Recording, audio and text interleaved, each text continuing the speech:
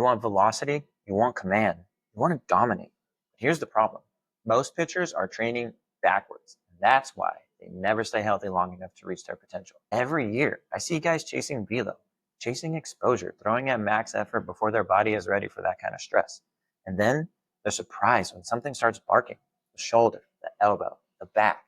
But here's the deal. Performance doesn't come before health. It comes from health. Today, we're breaking down the difference between the guys who stay stuck in rehab and the ones who keep climbing season after season. Because once you understand why health comes first, you never train the same way again. Welcome back to the Mound Ready podcast, the show where baseball players, parents, and coaches learn how to protect their arms, build real strength, and get back to dominating on the field.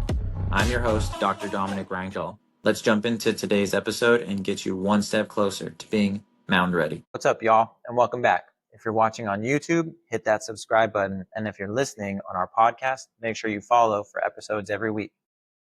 But let's go ahead and dive into what we're going to talk about today. Let's call it what it is. Baseball culture right now, it's full send, max effort, max exposure, max output all the time. And the intent's only throwing gas on that fire. Weighted ball programs with zero individualization. Showcases every other weekend. Pull down videos going viral with no context. Yeah, some guys light up the radar gun. 95 plus on a pitching off the mound. Pull down over 100 whenever they're doing a run and gun. But what happens after that? Arm pain, missed outings, velocity tanks by week 3, same old soreness that never goes away. But why? Because they skipped the foundation. They loaded up intensity before their body had the capacity to absorb it. Now they're stuck. Rehab, plateaued, out for a year. You can't build elite performance on top of dysfunction. If the structure's not ready, the engine's going to blow. High intent work isn't the enemy, but it's dangerous when it's done too early or too often without a solid base. Most pitchers are being taught to chase output before their body is even close to ready. You can't decelerate cleanly. If you're leaking energy through the kinetic chain, can't bounce back between outings, then pushing intensity, that's just like asking for a breakdown. It's time to really flip this model. This is going to segue us into what the health first actually means. Now, when I say health comes first, I'm not saying baby your arm or skip hard training. I'm saying earn the right to train hard. Health first doesn't mean go soft. It means be smart. It means your body's ready to handle what you're throwing at it because you know that it's ready. Here's what that looks like. Absorbing force without energy leaks. Decelerating without overload. You're able to withstand fatigue game after game, week after week. That is real durability.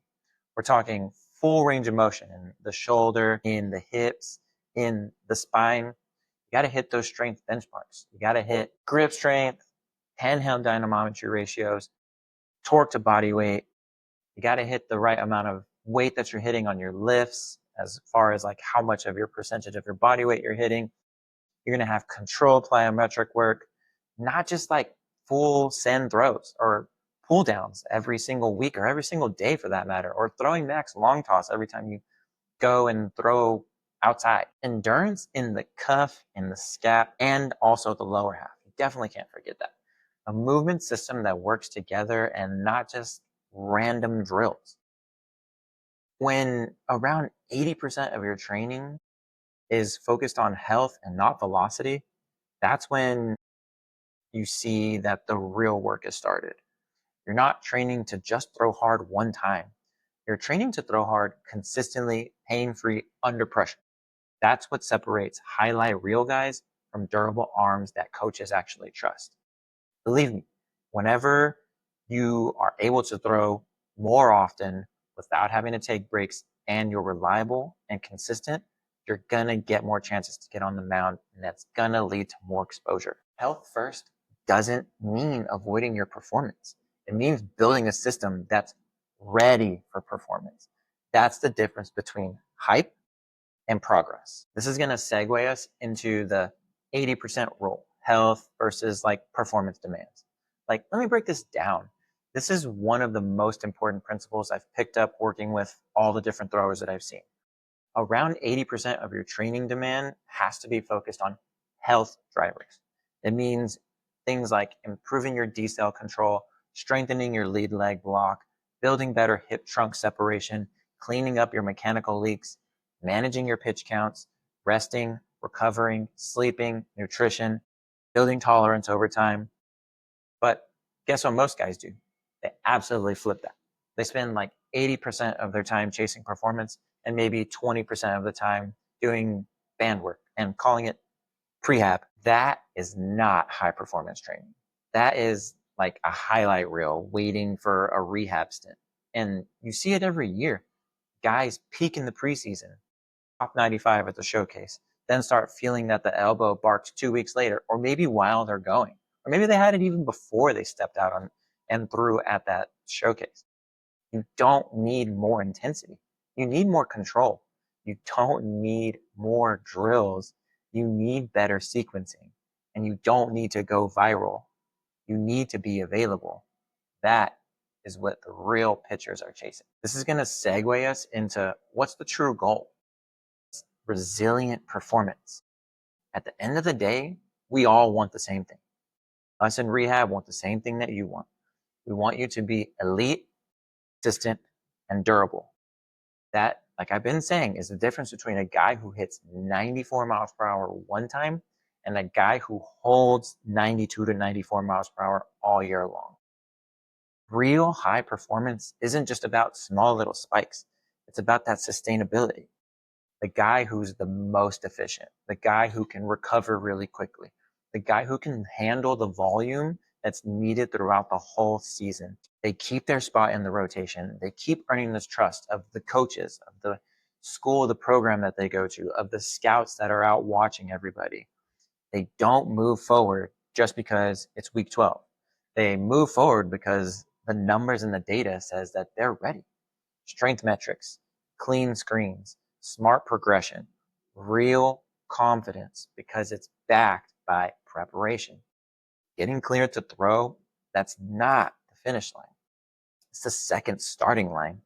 Whenever you have your deload after your season, we have to make sure that once you hit that trough or that bottom, we're slowly ramping you back up. And once you step up on the mound, that is like your second time to hit the gas pedal. We're going to slowly ramp you back up, get you ready to throw, throwing off the mound consistently with all of your bullpens, tracking the data as we need in order to progress you safely. The goal isn't just to survive your season. You're trying to stack your seasons and improve every single time you step out on the mound.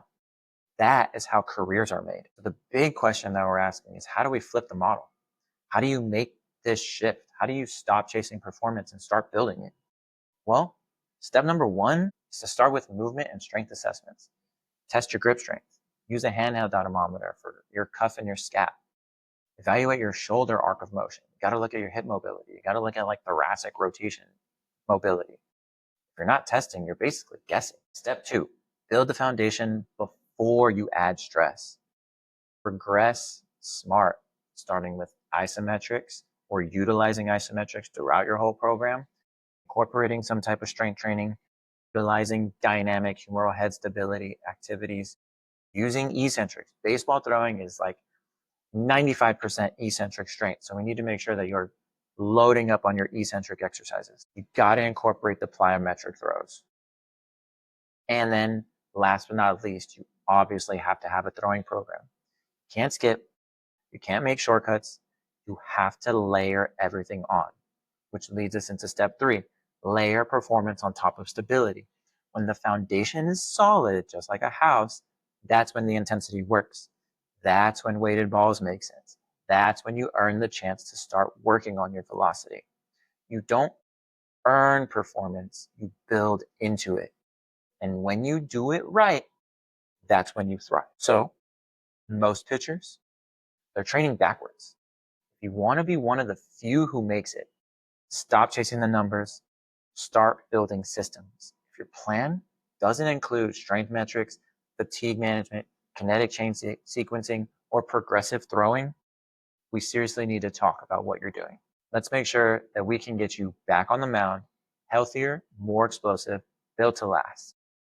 This is how we get you mound ready.